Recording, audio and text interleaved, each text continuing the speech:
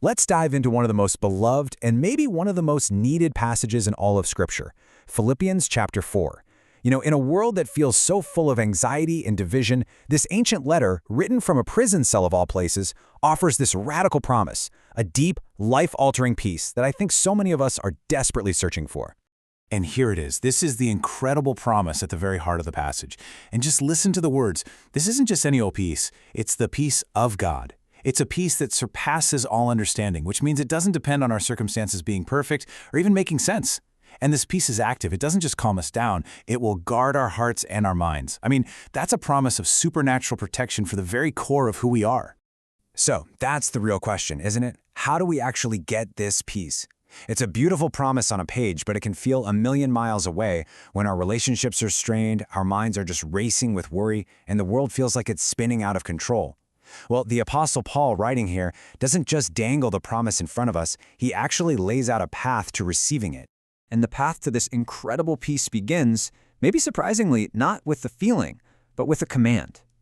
Right in the very first verse, Paul gives this powerful instruction that really becomes the foundation for everything else he's about to say. He tells the believers in Philippi to stand firm.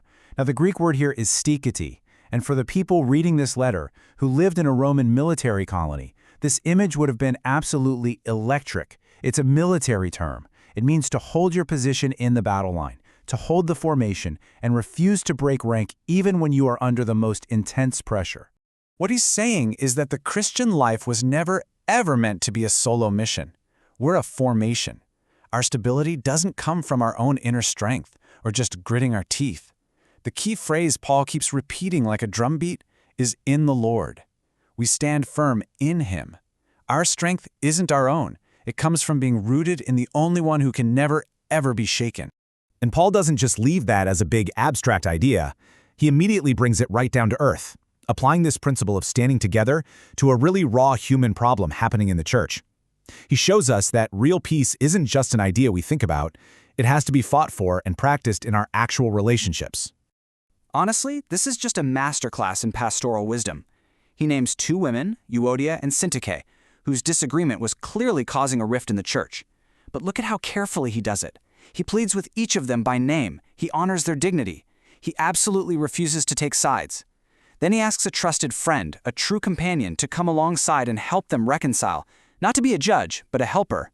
And then, so beautifully, he reminds everyone that these women aren't a problem to be fixed. They are cherished partners who have fought alongside him for the sake of the gospel. His goal for them is to be of the same mind in the Lord, to find their unity by looking at Jesus together. So, from the external conflict between two people, Paul pivots to the internal conflict that every single one of us knows so well, anxiety. He gets that a fractured community and a fractured mind are both enemies of peace.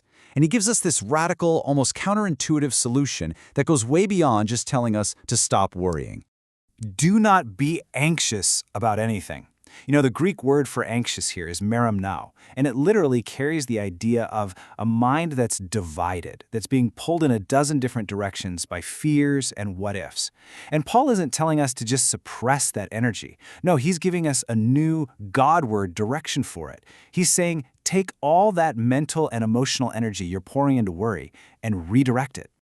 He invites us into what you could call the great exchange. So first, you identify the anxiety. You name the specific fears that are tearing your mind apart. Second, you redirect that energy. You turn those vague worries into specific, concrete requests that you make known to God. Third, and this is the game changer, you bring thanksgiving. Now, this isn't just being polite to God. Thanksgiving is an act of profound faith. It shifts our whole perspective from the size of our problem to the greatness of our God. It's declaring that we trust His character before we even see the answer. And when we do that, we put ourselves in a position to receive the guard. Because the promise, remember, is that God's peace will guard us. And the word here is phorose. And there it is again, another powerful military term. Just like stikete was about holding the line, phorose means to post a garrison, a whole legion of soldiers to protect a city. Can you just imagine that? The very peace of the Creator of the universe stands sentinel at the gates of your heart and your mind, protecting you from the invasion of fear.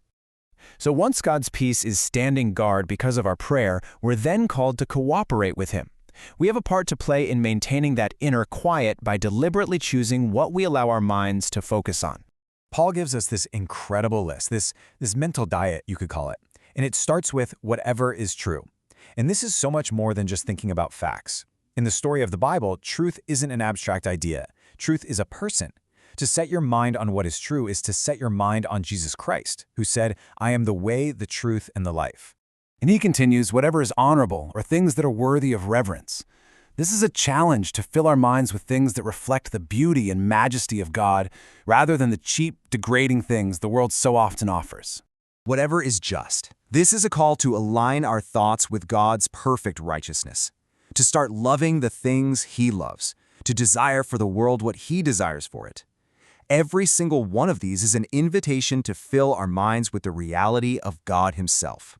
And whatever is lovely, things that are winsome and attractive. You see, this whole list isn't some moralistic checklist to make us better people. It's a portrait of Jesus. He is the perfect embodiment of everything that is true and honorable and just and pure and lovely. And then Paul does something that is just breathtakingly personal. He says something so bold. What you have learned and received and heard and seen in me, practice these things. He's not claiming to be perfect. Not at all. But he is offering himself as a real, living, breathing example of a life that's being changed by focusing on Christ, even in the middle of suffering.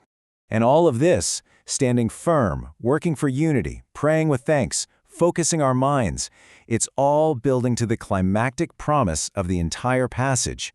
And we're about to see that the final goal isn't just to feel peaceful. It's to receive something, or rather someone, infinitely greater. Notice this subtle but incredibly powerful shift. Back in verse 7, Paul promised that the peace of God would guard us. That's the gift, the divine garrison. But here in verse 9, the promise is that the God of peace will be with you. Do you see that beautiful progression? We move from receiving the gift He gives to receiving the giver Himself.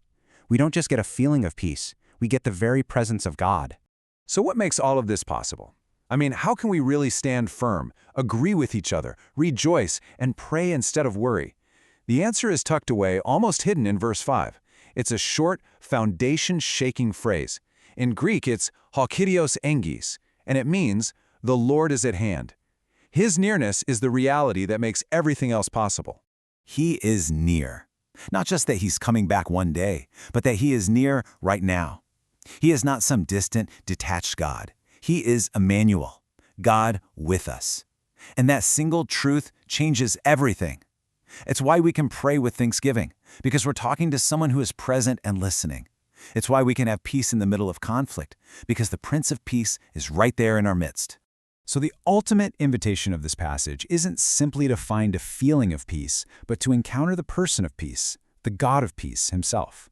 All of these practices, standing firm, praying, thinking on what is true, they aren't steps to earn His presence. They are disciplines that train our hearts to notice that He was right there with us all along. So the question for us then isn't just an idea, it's deeply personal. How will you practice His presence today?